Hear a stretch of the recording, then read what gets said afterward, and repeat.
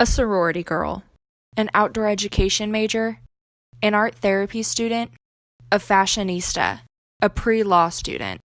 So how are they similar? They play one of the most violent sports in the world. Crouch. Bind. Set. Rugby.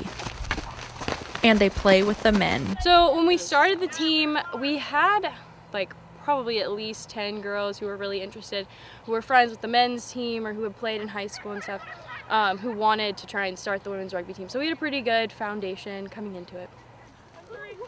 The women's rugby team was started on Georgia College's campus in the fall of 2016. During their first season, the team went undefeated until they lost in the Tropical Sevens tournament in Florida. While women's rugby is not common on many college campuses, the women reach out to colleges they know have teams to set up games. They have played Lander, University of Miami, University of Central Florida and South Florida, and the University of Florida. Gosh, it's nerve-wracking, but it's also super empowering. There is no emotion, you just feel nothing, but it's also you have an adrenaline rush, so it's also super hyping up. So Ready, go! There are no games this season for the women. Instead, on Wednesdays and Thursdays, they practice to work on the fundamentals and improving their game.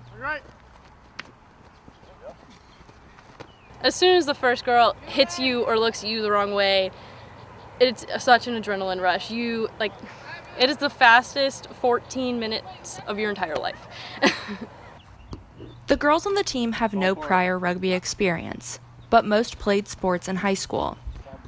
While they are self-taught, the women practice with the men's team on Wednesdays, where they are able to gain more insight on the game of rugby.